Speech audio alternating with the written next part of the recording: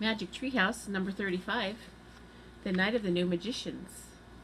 Chapter 4, Wizard of Menlo Park. Jack ran after Annie. He caught up to her outside the huge building made of glass. She was standing in line, waiting to buy tickets. "Listen," Jack said breathlessly. We've got to make a plan. What if we suddenly find the sorcerer? What do we say to him? What if he tries to use his powers against us?" "We use a rhyme," said Annie. "Which rhyme?" "How many, children?" interrupted the ticket seller. They'd reached the front of the line. "Two, please," said Annie, holding out some coins. The men gave her 2 tickets, and Annie turned back to Jack. "Let's go inside and see if we can find the sorcerer.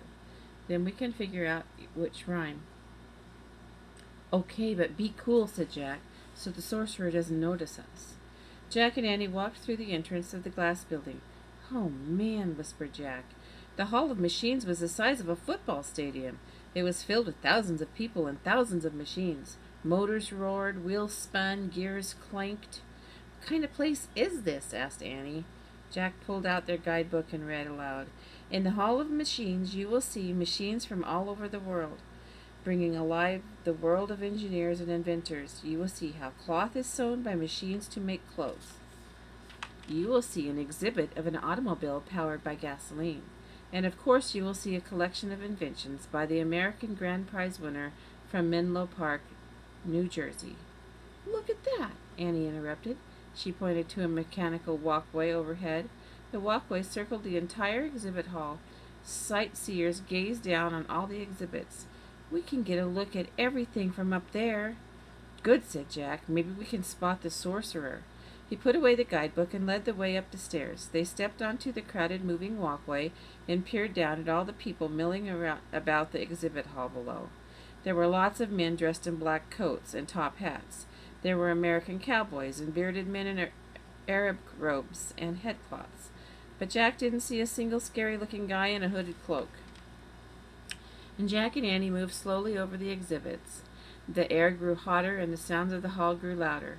Hammers hammered, sirens blew, bells rang, whistles whistled. The voice of other sightseers swirled around Jack and Annie. "What genius! The age of machines! He's a wizard of Menlo Park." "Did you hear that?" Annie shouted to Jack. "Someone said something about a wizard." "I heard," said Jack. "The Wizard of Menlo Park. We just read something about Menlo Park." He pulled out their guidebook and found the page he'd been reading. He read aloud. "And of course you will see a collection of the inventions of the American Grand Prize winner from Menlo Park, New Jersey, Mr. Thomas Alva Edison." "Thomas Alva Edison," said Jack. "He's one of the most brilliant inventors who ever lived. Where's his exhibit?" They looked down at all the booths. Directly below them was a booth with a big sign that said Edison. "There, let's go down," said Annie. When the moving walkway came to a staircase, Jack and Annie jumped off and hurried down to the main floor, squeezing past people as they went. "Okay, where is it?" said Annie, looking around. "Follow me," said Jack. He led her down a wide aisle until they came to the Edison exhibit. Lots of people were gathered around the booth. Jack and Annie slipped through the crowd to get a good look. Many of Thomas Edison's inventions were on display. One of them had a big tube with lots of switches. Above it was a sign, "Phonograph." "What's a phonograph?" asked Annie. "I think it's like an old-fashioned CD player," said Jack. "It was the first thing that played recordings of music." A man with earphones was listening to the phonograph. Tears ran down his wrinkled face. "It's incredible," he said to the woman beside him. "Now we can hear the dead sing." "What does he mean?" asked Jack. "I guess he means that even after people die, you still be able to hear their voices on the recording," said Jack. Annie asked Jack, "What does it mean?" "I never thought of it like that," said Annie. "Shh," someone said. People were trying to listen to a man delivering a speech in the crowd. His name tag said Henry. "Yes, indeed," Henry was saying. "Thomas Alva Edison of Menlo Park, New Jersey, USA, invented the phonograph, shown to the public for the first time here at the Paris World's Fair. Mr. Edison has invented many other things, too." Henry moved to another display in the booth. A light bulb with a switch. He clicked the switch and turned the bulb on and off. 10 years ago, after years of work and thousands of experiments, Thomas Alva Edison invented the incandescent light bulb, said Henry. When electricity passes through the thread, it gets very hot.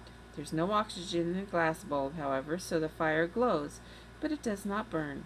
The others moved closer to the light bulb to get a good look. Jack turned to Annie. His fires glow, but they do not burn, he whispered. Thomas Edison is the magician of light. I know, said Annie. She turned to Henry. Excuse me, is Mr. Edison in Menlo Park now? She asked. No, as a matter of fact, Mr. Edison was here at this exhibit just a short time ago, said Henry. Do you know where he is now? No, all I know is he is invited to a party and he left, said Henry. Jack felt the hair on his neck go up. The sorcerer, he whispered. Did a strange messenger in a cloak deliver the invitation? Asked Annie. Why, yes, said Henry. Do you know where the messenger went after he left here? He asked for directions to the Pasteur Institute. That's all I know, said Henry. Pasteur, said Jack. Where's that? But Henry didn't answer. Another boy had asked him a question about the light bulb. Come on, Annie said to Jack. We'll find it somehow. As Jack and Annie left the Edison exhibit, they could hear Henry repeating the speech word for word.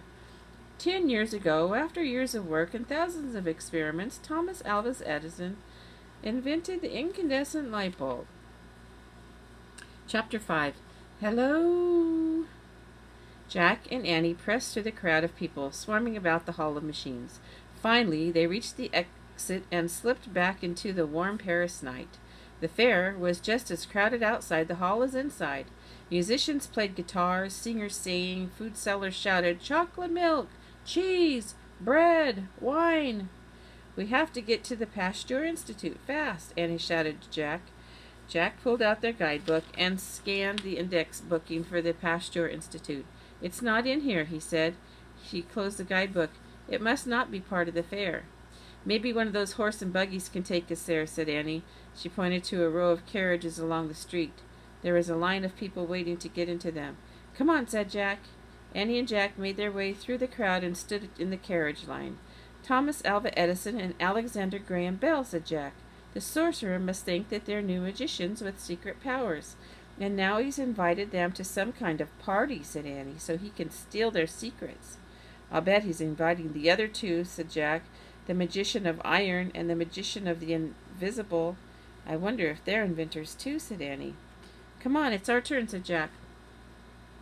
They had reached the front of the carriage line. We need to go to a place called the Pasteur Institute, Jack called to the coachman. Can you take us?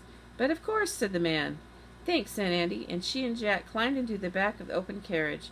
The coachman shook his reins, and his white horse clopped down the cobblestone streets. Excuse me, Annie said, leaning forward, but what exactly is the Pasteur Institute? It's a laboratory for finding the cures for diseases, said the coachman. Oh, said Annie, interesting. She turned back to Jack. Why would an evil sorcerer look for magicians in a place like that? I don't know, said Jack. Maybe the sorcerer got sick, said Annie. I don't think so, said Jack, but now we really need a plan. What if we run into him in the Institute? Remember, he has magic powers. But we have magic powers too, said Annie. Right, breathed Jack. He reached into his satchel and pulled out their book. 10 Magic Rhymes for Annie and Jack from Teddy and Kathleen. By the light of the carriage lantern, Jack and Annie looked at the table of contents. Remember, we could only use a rhyme once, Jack said to Annie. Make a stone come alive. We've done that. Make helpers appear out of nowhere. Done that.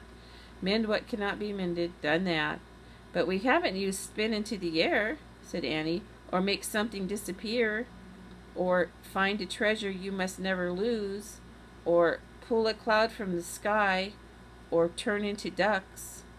Go back, said Jack. Make something disappear. What about that? Is a person a something? Asked Annie. Why not, said Jack. This one rhyme could solve our whole problem. We'll just make the sorcerer disappear. Yes, breathed Annie. Okay, here's the plan, said Jack.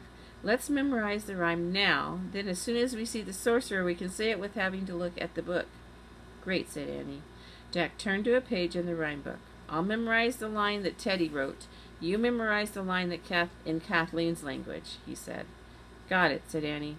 She looked at the rhyme and started to say her line. The be one. No, don't, yelped Jack, putting his hand over her mouth. Don't say it out loud until we need it. You might accidentally make one of us or something really important disappear. Sorry, said Annie. We'll practice silently, said Jack, and we'll each only learn our own line, so neither of us can say the whole rhyme at the wrong time. Good plan, said Annie. Annie studied her line silently while Jack studied his. As Jack repeated his line in his head, the carriage rolled down a busy street. The street was filled with more carriages and many bicycles. Some of the bikes were built for two people. Couples dressed in fancy evening clothes pedaled together. Other Parisians ate by candlelight in outdoor cafes. Waiters in white aprons carried trays high in the air. Everyone seemed relaxed and cheerful as the carriage turned into a quiet street. Jack wished that he and Annie could just have fun in Paris like everyone else and not be worried about an evil sorcerer. Here we are, said the driver, interrupting Jack's thoughts. He brought the carriage to a stop. The Pasteur Institute. This is it, said Jack.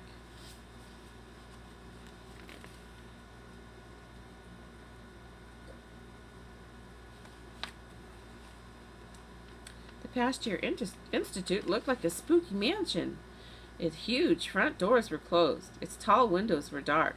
Are you sure we've come to the right place? Annie asked in a small voice. But of course I am sure, said the coachman. The institute appears to be closed. Would you like me to take you somewhere else? No, thanks, said Jack. We'll get out here. Annie gave the coachman a few coins. Then she and Jack climbed out of the carriage. Thanks, said Annie. The coachman flicked his reins, and the white horse trotted away down the street. Jack and Annie stared at the dark, silent building. I guess we should go up and knock, said Annie. She and Jack climbed the stone steps to a gigantic front doors. We've come to the right place, said Jack. A gas lamp lit a small metal sign that said, Louis Pasteur Institute. Jack knocked on the door 3 times. No one answered. Annie turned the huge handle and pushed. The door was locked. Maybe there's another door somewhere, said Annie. Jack and Annie walked around the institute. They knocked at a back door and a side door, but no one answered. When they got back to the front of the building, Jack heaved a sigh. It's no use, he said. We've come to a complete dead end. We can't give up, said Annie. I know, said Jack. They both stood looking at the street. All was quiet except for a few bikes rattling by. Suddenly a whispery voice from behind them said, Hello?